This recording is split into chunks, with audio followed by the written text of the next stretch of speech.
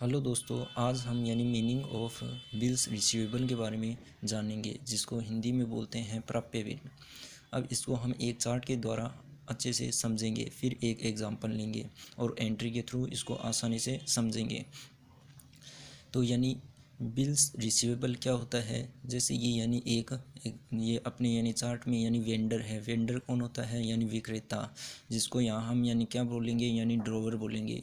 तो वेंडर है, first of all ये आपका तीन स्टेप है, स्टेप फर्स्ट, स्टेप सेकंड और स्टेप थर्ड।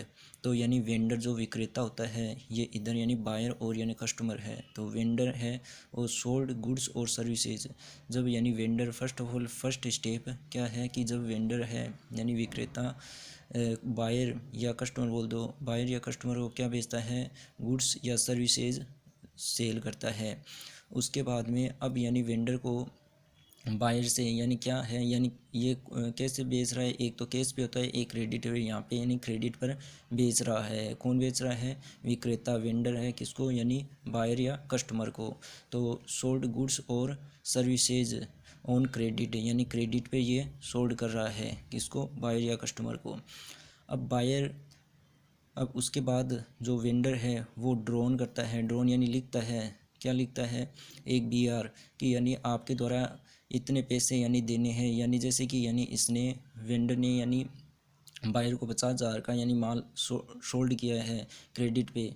तो अब वो एक BR लेगा, एक डॉक्यूमेंट उस पर लिखेगा कि हमने आपको माल बेचा है और आपको 2 महीने बाद 50,000 रुपये है वो पेपल करने हैं, पे करने हैं किसको? विक्रेता को। तो अब ये कौन लिखेगा? वेंडर लिखेगा। ड्रोन का मतलब होता है लिखना। किसके द्वारा लिखा जाएगा? वेंडर। किस पे लिखेगा? कस्टमर पर। इसके बाद कस्टमर क्या करेगा? कस्टमर उसको एक्सेप्ट करेगा। कस्टमर कौन? Except by the customer. Customer उसको एक्सेप्ट करेगा कि हाँ कि हम एग्री हैं, साइन और करेगा। और वो एग्री है कि हाँ हम आपको 2 महीने बाद जो भी 50,000 रुपये का पेमेंट है वो कर देंगे। तो ये क्या हो गया? ये हो गया बिल्स रिसीवेबल। तो अब ये 3 स्टेप है। तो जब वेंडर बायर या कस्टमर को सोल्ड करता है गुड्स या सर्विस किस पे? क्रेडिट पे। फिर जो वेंडर है वो ड्रोन करता है। ड्रोन का अर्थ होता है लिखना। वेंडर लिखता है किस पे? कस्टमर्स पे। कस्टमर्स पे लिखता है क्या? Bills receivable. फिर कस्टमर जब उसको एक्सेप्ट कर लेता है तो उसको क्या बोलते हैं? Bills receivable. पहले वो बिल रहता है, जब उसको वो एक्सेप्ट कर लेता है कस्टमर तो वो क्या बन जाता है? Bills receivable. तो एक पहले बिल रहता है और जब कस्टमर द्वारा एक्सेप्ट कर लिया जाता है तो वो क्या बन जाता है? बिल के बाद वो क्या हो जाता है? बिल रिसीवेबल हो जाता है। अब इसको हम एक एग्जांपल के थ्रू अच्छे से समझेंगे। जैसे कि X limited sells goods worth ₹5,000 to Y limited. X limited ने वाई लिमिटेड को सेल करता है। क्या गुड्स करता है? कितने? 5,000 रुपये का। तो एक्स लिमिटेड वाई लिमिटेड को 5,000 रुपये का गुड्स है वो उधारी पे बेचता है। ठीक है। Then X limited drawn a bill receivable of ₹5,000 on Y limited to be paid after 2 months. अब जो एक्स लिमिटेड है तो पहली स्टेप होगी सोल्ड गुड्स और सर्विसेज। अब सेकंड स्टेप क्या है कि एक्स लिमिटेड है वो 5,000 रुपये जो वाई लिमिटेड पे 5,000 रुपये इसको मिलने हैं एक्स लिमिटेड को। तो वाई लिमिटेड पे क्या करता है? ड्रोन एक बिल लिखता है। तो drone by vendor on its customer. तो वेंडर कौन है यहाँ पे? एक्स। किस पे लिखता है? कस्टमर कौन हो गया? वाई।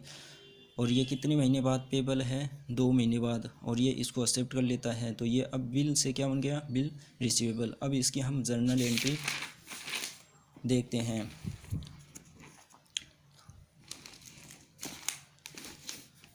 तो अब जर्नल एंट्री इसकी देखते हैं। जैसे कि पहले क्या होता है कि पहली स्टेप में हमने देखा था कि एक्स लिमिटेड वाई लिमिटेड को गुड्स सोल्ड कर रहा है किस पे? क्रेडिट पे।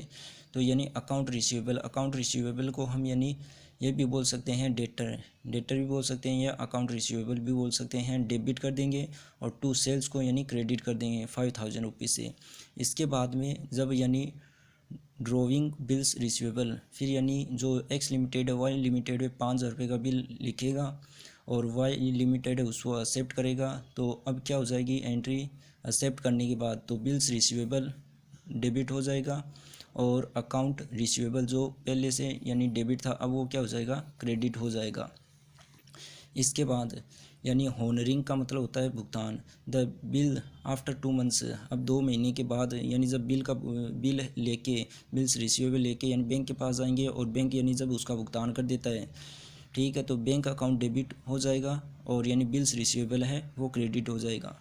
यदि 2 महीने बाद जो बिल रिसीवेबल लेके गए हम बैंक के पास मैच्योरिटी पे, परंतु वो बिल्स रिसीवेबल है वो डिसऑनर्ड हो गया। डिसऑनर्ड हो गया का अर्थ होता है कि यदि जो यानी वाई लिमिटेड है, यदि उसके अकाउंट में यदि पैसा ही नहीं है, मनी ही नहीं है, तो फिर यानी बैंक है वो यानी उसका पेमेंट करने से यानी मना कर देगी। तो उसका अर्थ क्या हो गया, डिसऑनर्ड हो गया कि भाई यानी पेमेंट नहीं मिला। क्यों नहीं मिला, क्योंकि वाई लिमिटेड के अकाउंट में यानी मनी नहीं है।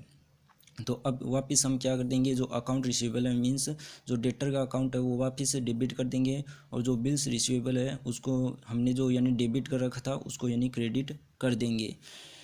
फिर एक 5वीं एंट्री है, if x limited needs case, यानी एक्स लिमिटेड को यानी केस की आवश्यकता है एंड डिस्काउंट करवा लेता है the bill with A bank.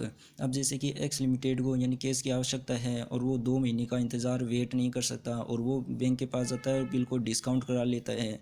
तो अब डिस्काउंट कर देखते हैं इस एंट्री के, तो यानी बैंक डेबिट यानी इसको यानी 45 रुपये मिले और यानी डिस्काउंट चार्जेज है। बैंक यदि बोलती है कि भाई यानी आप 2 महीने से पहले यदि आप इसको यानी बिल्स को यदि पेमेंट लेना चाहते हो, जिसको यानी मेच्योर करवाना चाहते हो मीन्स भुनाना चाहते हो, तो इसके लिए आपको यानी ये डिस्काउंट चार्जेज है 500 रुपये वो लगेंगे। तो इसके लिए लॉस हो गया, ये डेबिट कर दिया और 2 बिल्स रिसीवेबल इसको क्रेडिट कर दिया।